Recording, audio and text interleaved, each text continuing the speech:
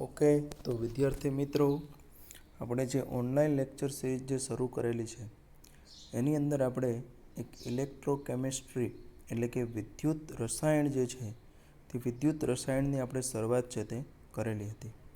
અને એ વિદ્યુત રસાયણની અંદર આપણે આગળ જ્યારે જોયું ત્યારે એમાં ઓલરેડી આપણે એમના જે 2 લેક્ચર છે તે આપી દીધેલા છે. અને એમાં જે આપણે ફર્સ્ટ લેક્ચર જે હતો એમની અંદર આપણે એમનું ઇન્ટ્રોડક્શન ઇલેક્ટ્રોકેમિસ્ટ્રી એટલે કે વિદ્યુત રસાયણ શું છે અને એની અંદર સૌથી મહત્ત્વનો જે કન્સેપ્ટ છે તે એટલે કે વિદ્યુત રાસાયણિક કોષ ઇલેક્ટ્રોકેમિકલ સેલ છે તે જોયું હતું. ત્યાર પછી આપણે જે બીજો લેક્ચર જે ડિલિવર્ડ કર્યો હતો એમની અંદર આપણે ટાઈપ્સ ઓફ ઇલેક્ટ્રોડ્સ એટલે કે વિદ્યુત ધ્રુવના પ્રકારો, ત્યાર પછી સેલ નોટેશન એટલે કે વિદ્યુત રાસાયણિક કોષનું સાંકેતિક નિરૂપણ, ત્યાર પછી આપણે E0 સેલ એટલે કે પ્રમાણિત વિદ્યુત રાસાયણિક કોષનો પોટેન્શિયલ છે તેની ગણતરી આપણે કઈ રીતની કરી શકીએ તે જોયું હતું. ત્યાર પછી આપણે જોયું કે સ્ટાન્ડર્ડ હાઇડ્રોજન ઇલેક્ટ્રોડ્સ એટલે કે પ્રમાણિત હાઇડ્રોજન વિદ્યુત ધ્રુવ, જેની મદદથી આપણે એ પણ જોયું કે જે આપણો અજ્ઞાત ઇલેક્ટ્રોડ છે વિદ્યુત ધ્રુવ છે તેનો આપણે છે તે પોટેન્શિયલ છે તે શોધી શકીએ છીએ. ત્યાર પછી આજનો જે આપણો લેક્ચર છે આ લેક્ચરની અંદર આપણે થર્ડ પાર્ટની અંદર EMF સિરીઝ અને એની જે ઉપયોગિતા એટલે કે EMF series and its applications તેમની છે તે આજે આપણે ડિસ્કસ કરીશું. સૌપ્રથમ આપણે EMF સિરીઝ જે છે તેની આપણે વાત કરીએ તો અહીંયા EMF સિરીઝ અહીંયા તમને સ્ક્રીન ઉપર જે દેખાઈ રહેલી છે ત્યાં તમે જોઈ શકો છો કે સૌપ્રથમ દરેક અહીંયા રિડક્શન અર્ધ પ્રક્રિયા લખેલી છે. દાખલા તરીકે જે ફર્સ્ટ છે કે F2 gains 2 electrons and gives 2F minus, અને એ આખી એક અર્ધકોષ પ્રક્રિયા છે અને તે પ્રક્રિયા તમે જોઈ શકો કે રિડક્શન પ્રક્રિયા છે અને એમની સામે જ અહીંયા ઇન્ડિકેટ કરેલું છે 2.87 પ્લસ 2.87 તે તેમનો રિડક્શન પોટેન્શિયલ છે. તો આ સિરીઝની અંદર તમે જોઈ શકો છો કે જુદી જુદી અર્ધકોષ પ્રક્રિયાઓ રિડક્શન આપેલી છે, તેની સામે જે રિડક્શન પોટેન્શિયલ આપેલા છે તેનું મૂલ્ય તમે જેમ ઉપરથી નીચે જાઓ છો તેમ તેમ છે તે ઘટતું જાય છે. અને વચ્ચે અહીંયા તમને જે એક કલરથી હાઇલાઇટ કરેલું છે 2H plus gives H2 and એમનો છે તે અહીંયા આપણને 0 પોટેન્શિયલ જે છે તે ઇન્ડિકેટ કર્યો છે. તો આ પ્રક્રિયાની અંદર તમે જોઈ શકો કે હાઇડ્રોજન છે તેનો આપણે આગળ પણ વાત કરેલી હતી કે એમનો છે તે EMF એટલે કે એનું પોટેન્શિયલ 0 કન્સિડર કરીએ છીએ. તમે બીજું પણ અહીંયા જોઈ શકો છો કે તેની ઉપરનો જે ભાગ છે તેની અંદર દરેકની અંદર તમે જોઈ શકો કે પ્લસ વેલ્યુ છે એટલે કે હાઇડ્રોજન વિદ્યુત ધ્રુવના સંદર્ભમાં તે બધાના રિડક્શન પોટેન્શિયલ 0 કરતાં વધુ છે. અને નીચે તમે જોઈ શકો છો કે જે મોટાભાગની તેની અંદર ધાતુઓ રહેલી છે અને એમના માટે પણ તમે જોઈ શકો છો કે એમના જે રિડક્શન પોટેન્શિયલનું મૂલ્ય છે તે હાઇડ્રોજન વિદ્યુત ધ્રુવની સંદર્ભમાં ઋણ છે એટલે કે 0 કરતાં એમનું મૂલ્ય છે તે ઓછું છે. તો સૌપ્રથમ આ EMF સિરીઝ એટલે શું, તો તેને આપણે સિમ્પલી જો દર્શાવવું હોય તો તમે જોઈ શકો છો કે જે પ્રમાણિત રિડક્શન પોટેન્શિયલના જે ઘટતા જતા મૂલ્ય પ્રમાણેની જે ક્રમબદ્ધ ગોઠવણી છે આ સિરીઝની અંદર તમે જોઈ શકો કે ઉપરથી નીચે છે તે ક્રમબદ્ધ રીતે છે તે તેના ઘટતા જાય છે પોટેન્શિયલ. તો આ જે ગોઠવણી છે તે દર્શાવતી જે શ્રેણી છે તેને આપણે કહીએ છીએ EMF શ્રેણી એટલે કે ઇલેક્ટ્રોમોટિવ ફોર્સ સિરીઝ કહીએ છીએ. એની અંદર આપણે એ પણ કીધું કે જો વિદ્યુત ધ્રુવનો પ્રમાણિત રિડક્શન પોટેન્શિયલનું મૂલ્ય જે છે તે જો 0 કરતાં વધુ હોય તો તેનું રિડક્શન પામેલું જે સ્વરૂપ છે તે હાઇડ્રોજન વાયુ કરતાં વધુ સ્થાયી છે. દાખલા તરીકે F2નું રિડક્શન પામેલું સ્વરૂપ કયું થયું તો કે F માઇનસ. તો F માઇનસ જે છે તે H2 વાયુ છે તેના કરતાં વધારે સ્થાયી હશે. એવી જ રીતે જો વિદ્યુત ધ્રુવનો પ્રમાણિત રિડક્શન પોટેન્શિયલનું જે મૂલ્ય છે તે ઋણ હોય તો તેનું હાઇડ્રોજન સ્પીસીસના રિડક્શન પામેલું સ્વરૂપ કરતાં વધુ સ્થાયી છે. એટલે ઊંધું થયું. હાઇડ્રોજન સ્પીસીસનું રિડક્શન પામેલું સ્વરૂપ એટલે કયું તો કે H પ્લસ. દાખલા તરીકે હું Zn વાત કરું તો Zn છે તે H પ્લસ કરતાં કેવું હશે તો કે વધારે સ્થાયી હશે. એટલે આ આપણને EMF શ્રેણીની જે સામાન્ય માહિતી છે તે અહીંયા છે તે મળતી હોય છે. ત્યાર પછી આપણે આગળ જોઈએ તો એમની જે EMF શ્રેણી જે છે એની જે ઉપયોગિતા જે છે તેની આપણે અહીંયા વાત કરીએ છીએ. તો એમાં સૌપ્રથમ જે ઉપયોગિતા છે એની અંદર આપણે જોઈશું કે રિડક્શન કરતાં અને ઓક્સિડેશન કરતાં જે છે તેની સાપેક્ષ પ્રબળતા છે તેની સરખામણી કરી શકીએ છીએ, એટલે કે relative strength of oxidising and reducing agents. તો અહીંયા તમે જોઈ શકો સૌપ્રથમ EMF શ્રેણીની અંદર સૌપ્રથમ તમે જોઈ શકો કે જે પહેલું જ છે એટલે કે F2. તો F2ની અંદર તમે જોઈ શકો કે F2 gives to F minus અને એમના જે રિડક્શન પોટેન્શિયલનું મૂલ્ય છે તે 2.87 વોલ્ટ પ્લસ છે.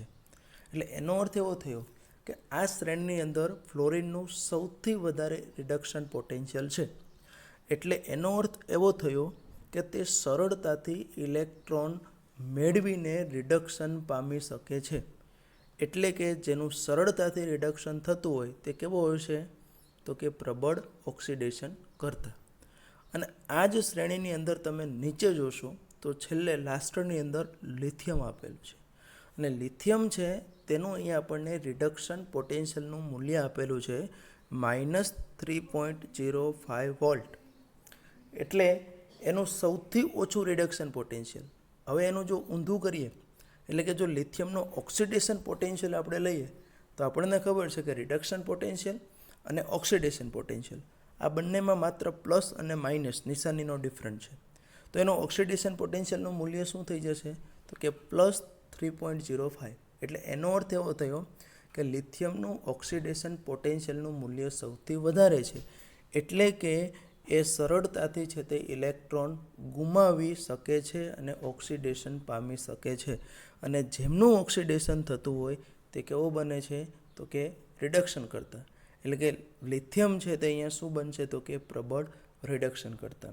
તો આ રીતે કોઈ પણ બે છે સ્પીસીસ જે છે તેની આપણે સરખામણી કરી તેમના ઓક્સિડેશન પોટેન્શિયલ અથવા તો રિડક્શન પોટેન્શિયલ છે તેની સરખામણી કરી અને તેના ઓક્સિડેશન કરતા તરીકે વર્ત છે કે પછી રિડક્શન કરતા તરીકે વર્તે છે તેની આપણે છે તે શું કરી શકીએ સાપેક્ષ પ્રબળતા છે તે જાણી શકીએ છીએ.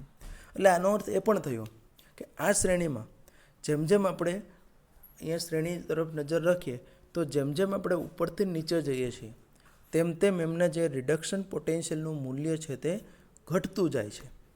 એટલે એનો અર્થ એવો થયો કે એને રિડક્શન પામવાની વૃત્તિ છે તે ઘટતી જાય છે. એટલે એનો અર્થ એવો થયો કે એમનું મૂલ્ય ઘટતું જાય છે. એટલે કે રિડક્શન પામવાની વૃત્તિ ઘટે છે. એટલે કે એને ઓક્સિડેશન પામવાની જે વૃત્તિ છે એટલે કે ઓક્સિડેશન કરતાં જે છે તેની પ્રબળતા ઉપરથી નીચે છે તે શું થતી જશે તો કે ઘટતી જશે. એટલે કે અહીંયા ઉપરથી નીચે જતાં રિડક્શન કરતા તરીકેની પ્રબળતા છે તે વધે અને ઓક્સિડેશન કરતા તરીકેની જે પ્રબળતા છે તે શું થશે તો કે ઘટે છે. તો આ રીતનું આપણે કોઈની પણ છે તે સરખામણી કરી શકીએ છીએ. ત્યાર પછી આપણે ધાતુની સાપેક્ષ સક્રિયતાની સરખામણી બીજા એના ઉપયોગની જો વાત કરીએ તો ધાતુની સાપેક્ષ સક્રિયતા જે છે જુદી જુદી ધાતુઓ છે એકબીજાને વિસ્થાપિત કરી શકે તે એની સક્રિયતાને આધારે આપણે જોઈએ છીએ. તો સામાન્ય રીતે આપણે શું કહી શકીએ તો કે જે ધાતુના ઓક્સિડેશન પોટેન્શિયલનું મૂલ્ય વધુ હોય એટલે એનો અર્થ એવો થયો કે એની ઓક્સિડેશન પામવાની વૃત્તિ છે અને ઓક્સિડેશન પામવાની વૃત્તિ એટલે એની ઇલેક્ટ્રોન મુક્ત કરવાની વૃત્તિ થઈ. એટલે કે જે ધાતુના ઓક્સિડેશન પોટેન્શિયલનું મૂલ્ય વધુ હોય તે ધાતુ સરળતાથી ઇલેક્ટ્રોન મુક્ત કરે છે અને તેની સક્રિયતા કેવી હોય છે તો કે વધુ હોય છે.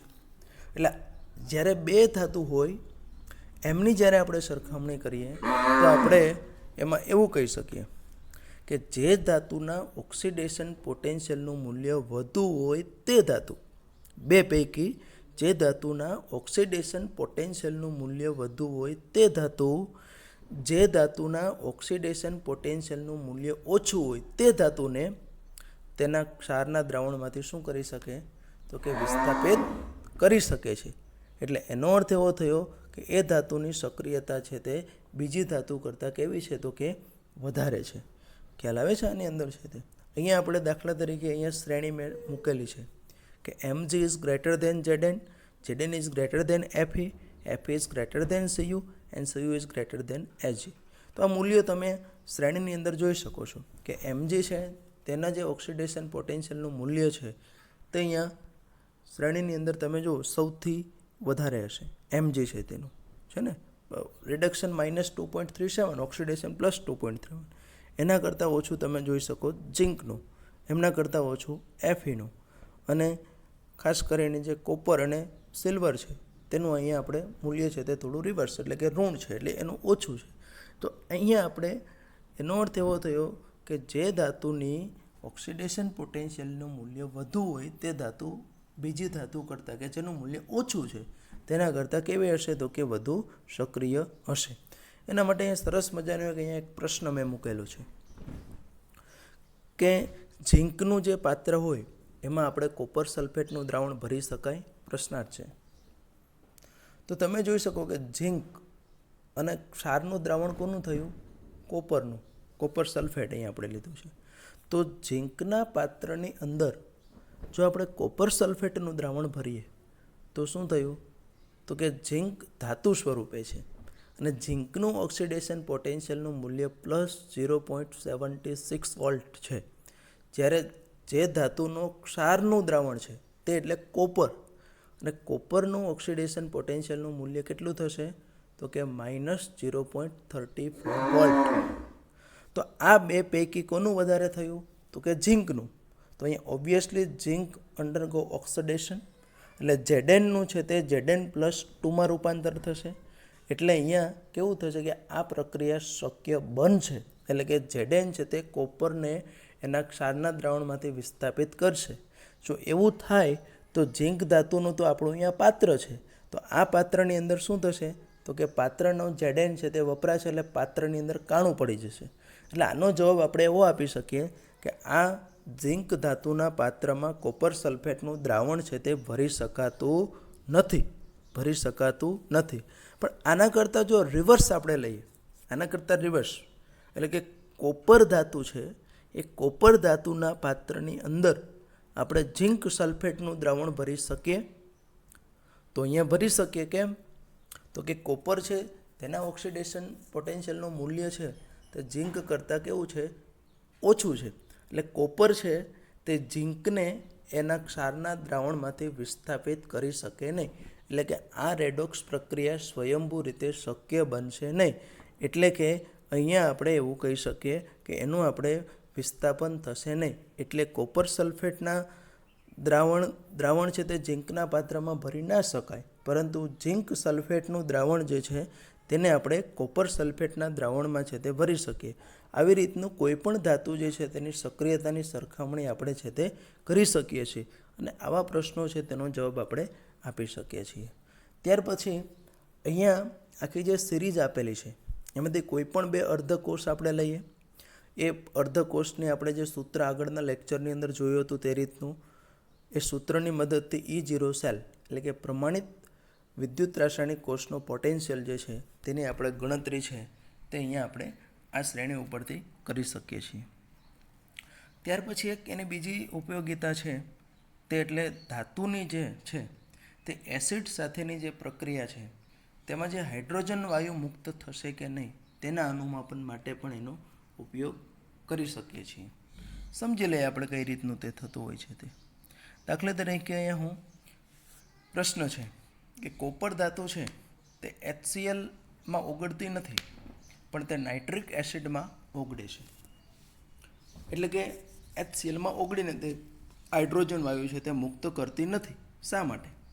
તો કે કોપર ધાતુ છે તેના ઓક્સિડેશન પોટેન્શિયલનું મૂલ્ય આપણે જોયું તે રીતનું કેટલું છે તો કે એમના ઓક્સિડેશન પોટેન્શિયલનું મૂલ્ય -0.34 વોલ્ટ છે. HCl તો HClની અંદર H+ આયન થયું, તો H+ આયનના ઓક્સિડેશન પોટેન્શિયલનું મૂલ્ય કેટલું છે તો કે 0.0 વોલ્ટ. કોપરનું -0.34, H+નું 0, તો બેમાંથી વધુ કોનું થયું તો કે H+નું. તો અહીંયા ઓબ્વિયસલી H+નું રિડક્શન થશે નહીં, પણ H+નું શું થશે? ઓક્સિડેશન થશે. એટલે કે Cu જે છે કોપર ધાતુ છે તેનું પણ Cuમાંથી Cu+2માં રૂપાંતર શક્ય નથી. કેમ શક્ય નથી? કેમ કે એચ પ્લસની સાપેક્ષમાં તેમના જે ઓક્સિડેશન પોટેન્શિયલ છે તે ઓક્સિડેશન પોટેન્શિયલનું મૂલ્ય છે તે કેવું છે તો કે ઓછું છે. એટલા માટે સીયુ ધાતુ HClમાં આપણે ઓગાળી શકાતા નથી અને એમાંથી હાઇડ્રોજન વાયુ મુક્ત કરી શકતા નથી. પણ અહીંયા બીજું છે કે નાઇટ્રિક એસિડમાં છે તે કોપર ઓગળે છે. તો નાઇટ્રિક એસિડ એટલે HNO3 અને HNO3માં ખરેખર તે ઓગળે છે એના માટે જવાબદાર H પ્લસ નથી, પણ એના માટે જવાબદાર કયો છે તો કે નાઇટ્રેટ આયન જે છે NO3 માઇનસ, જે આપણું નાઇટ્રેટ આયન જે છે તે જવાબદાર છે. કેમ કે નાઇટ્રેટ આયન ઓલરેડી પોતે કેવો છે તો કે ઓક્સિડેશન કરતા છે, એટલા માટે તે ઓક્સિડેશન કરતા છે. નાઇટ્રેટ આયન છે તે એટલા માટે તે કોપરનું ઓક્સિડેશન કરશે, નહીં કે H પ્લસ. એટલે HClમાં ઓગળતો નથી સીયુ ધાતુ. રિડક્શન પોટેન્શિયલ અથવા તો ઓક્સિડેશન પોટેન્શિયલની સરખામણીને આધારે આપણે કહી શકીએ છીએ. પણ નાઇટ્રિક એસિડમાં ઓગળે છે એના માટે જવાબદાર H પ્લસ નથી, પણ કોણ છે તો કે NO3 માઇનસ એટલે કે નાઇટ્રેટ આયન છે તે છે. ત્યાર પછી આપણે એની એક બહુ મહત્ત્વની બીજી ઉપયોગિતા એટલે કે પ્રક્રિયાની જે સ્વયંભૂતા છે, સ્પોન્ટેનિટી ઓફ રિએક્શન, તે આપણે નક્કી કરી શકીએ. આગળ આપણે ભણીશું કે ડેલ્ટા જી અને E0 સેલ વચ્ચે રિલેશનશિપ છે કે delta G is equal to minus NF E0 સેલ. તો અહીંયા તમે જોઈ શકો, આપણે આગળ થર્મોડાયનેમિક્સ મુજબ કહી શકીએ કે જે પ્રક્રિયા હોય તેના માટે ડેલ્ટા જીનું મૂલ્ય જો ઋણ હોય તો તે પ્રક્રિયા સ્વયંભૂ હશે. તો આ સૂત્ર મુજબ આપણે જોઈએ કે ડેલ્ટા જીનું મૂલ્ય ઋણ ક્યારે શક્ય બને? જો E સેલનું મૂલ્ય છે તે કેવું હોય? ધન હોય તો. તો અહીંયા આપણે એમ કહી શકીએ કે જો E સેલનું મૂલ્ય ધન હોય તો તે પ્રક્રિયા છે તે સ્વયંભૂ હશે. જો E સેલનું મૂલ્ય છે તે ઋણ હોય તો એવી પ્રક્રિયા સ્વયંભૂ થશે નહીં, કેમ કે આ સમીકરણ મુજબ જો E સેલ ઋણ હોય તો ડેલ્ટા જી મુક્ત ઉર્જાનો ફેરફાર છે તે ધન બનશે, અને ધન બનશે એટલા માટે છે તેની અંદર શું થશે તો કે એ પ્રક્રિયા માટે સ્વયંભૂ થશે નહીં. અને જો E સેલનું મૂલ્ય શૂન્ય હશે તો ડેલ્ટા જી પણ શૂન્ય થશે, અને આવી પ્રક્રિયા છે તે કેવી હોય તો કે સંતુલન સ્થિતિમાં હશે તેવું આપણે કહી શકીએ.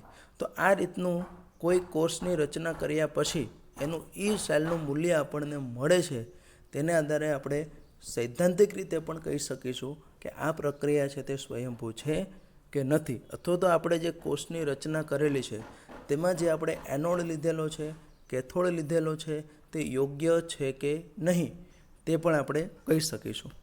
ત્યાર પછી આપણે જોઈશું કે દ્રાવણની pH નક્કી કરવા માટે. pH એટલે આપણે કહીએ છીએ કે હાઇડ્રોનિયમ આયન જે છે તેમના જે ઋણ લઘુ ગુણક જે છે, હાઇડ્રોનિયમ આયનની સાંદ્રતા જે છે, અથવા તો આપણે ખરેખર તો સક્રિયતા લઈએ છીએ, એના જે ઋણ લઘુ ગુણક છે તેને આપણે જે તે દ્રાવણની pH કહીએ છીએ. તો અહીંયા આપણે આગળ નોન્સ સમીકરણમાં પણ ભણીશું. જ્યારે તે આપણે એપ્લાય કરીએ ત્યારે માઇનસ લોગ ઓફ H પ્લસના સ્વરૂપમાં આવે, એટલે જે તે દ્રાવણની આપણને pHની જે માહિતી છે તે પણ આપણે E0 સેલ અથવા તો E સેલ પરથી છે તે કરી શકીએ છીએ. ત્યાર પછી દ્રાવ્યતા ગુણાકાર એટલે KSP જે છે તેનું મૂલ્ય પણ આપણે નક્કી કરી શકીશું. ત્યાર પછી સંતુલન અચળાંક આગળ આપણે ભણીશું કે delta G is equal to minus RT ln K. તો આ સમીકરણ ઉપરથી આપણે જે તે રાસાયણિક પ્રક્રિયાઓ જે થતી હોય તો એમનો જે સંતુલન અચળાંક છે તે પણ નક્કી કરી શકીએ છીએ. આ ઉપરાંત જુદા જુદા જે પોટેન્શિયોમેટ્રિક અનુમાપનો છે, આવા અનુમાપનોમાં પણ આપણે EMF એટલે કે ઇલેક્ટ્રોમોટિવ ફોર્સ EMF સિરીઝ જે છે તેનો છે તે આપણે ઉપયોગ કરી શકીએ છીએ. તો આ એક EMF સિરીઝ જે છે એની મદદથી આપણને જે અહીંયા આપણે ક્રમબદ્ધ ગોઠવણી દર્શાવેલી છે તે ગોઠવણીની અંદર આપણને ઘણી બધી જે છે તે માહિતી છે તે મળતી હોય છે, અને આ માહિતીને આધારે જ આપણે આગળ જે છે આગળનું જે છે તે આપણે સમજી શકીએ સારી રીતે છે. એટલે કેમ કે અહીંયા આપણે કોઈ પણ દાખલાની જ્યારે ગણતરી કરીશું અથવા તો બીજી કોઈ પણ આપણે અહીંયા સેલ નોટેશન વોટેવર જ્યારે ઇન્ડિકેટ કરશું ત્યારે અહીંયા આપણે એક EMF સિરીઝ આપણી સામે જ રાખવી પડશે. એમના મૂલ્ય જે છે તેને આધારે છે તે આ બધું છે તે આપણે નક્કી કરી શકતા હોઈએ છીએ. તો આ રીતનું આપણે EMF શ્રેણી જે છે તેની ઉપયોગિતા જોઈ, અને તે શ્રેણીની અંદર આપણે માત્ર ને માત્ર જેના પ્રમાણિત પોટેન્શિયલ છે એમની વાત કરેલી છે. પરંતુ ઘણી બધી વખત છે તે આવો પ્રમાણિત પોટેન્શિયલ ના પણ હોય, તો એવા કિસ્સામાં આપણે આગળના જ્યારે લેક્ચર જોઈશું તેની અંદર આપણે નોન્સ સમીકરણ જોઈશું, મુક્ત ઉર્જા સાથેનો એનો સંબંધ જોઈશું, સંતુલન અચળાંક સાથેનો સંબંધ જોઈશું. આ બધાનો છે તે હવે પછીના લેક્ચરની અંદર છે તે વિગતવાર છે તે અભ્યાસ કરીશું. So thank you very much to all of you.